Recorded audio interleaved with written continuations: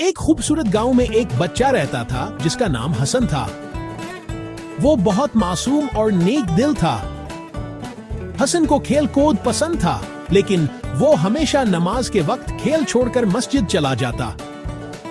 اس کی عادت دیکھ کر باقی بچے حیران ہوتے اور کہتے، حسن تھوڑا کھیل لو، نماز بعد میں بھی پڑھ لینا۔ نماز سب سے اہم ہے کیونکہ یہ اللہ کا حکم ہے۔ ایک دن گاؤں کے امام صاحب نے تمام بچوں کو مسجد میں جمع کیا۔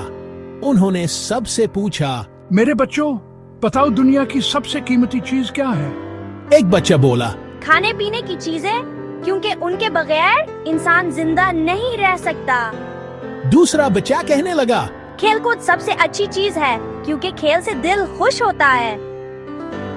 کچھ بچوں نے کہا، پیسے سب سے قیمتی ہیں کیونکہ پیسوں سے ہر چیز خریدی جا سکتی ہے۔ امام صاحب نے سب کی بات غور سے سنی، پھر حسن نے ہاتھ اٹھایا۔ سب بچے حیران ہوئے کہ حسن کیا جواب دے گا۔ حسن ادب سے کھڑا ہوا اور بولا، دنیا کی سب سے بڑی دولت اللہ کی عبادت ہے۔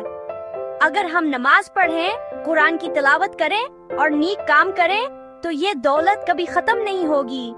دنیا کی چیزیں ختم ہو جاتی ہیں، لیکن نیک اعمال ہمیشہ ہمارے ساتھ رہتے ہیں۔ یہ جواب سن کر سب بچے حیرت سے حسن کو دیکھنے لگے۔ امام صاحب کی آنکھوں میں خوشی کے آنسو آ گئے۔ انہوں نے کہا، واہ بیٹا حسن، تم نے سب سے سچی اور قیمتی بات کی ہے۔ یاد رکھو، اللہ کی عبادت اور نیک عمل ہی وہ خزانہ ہے جو ہمیں دنیا اور آخرت دونوں میں کامیاب بناتا ہے۔ اس واقعے کے بعد دوسرے بچے بھی بدلنے لگے۔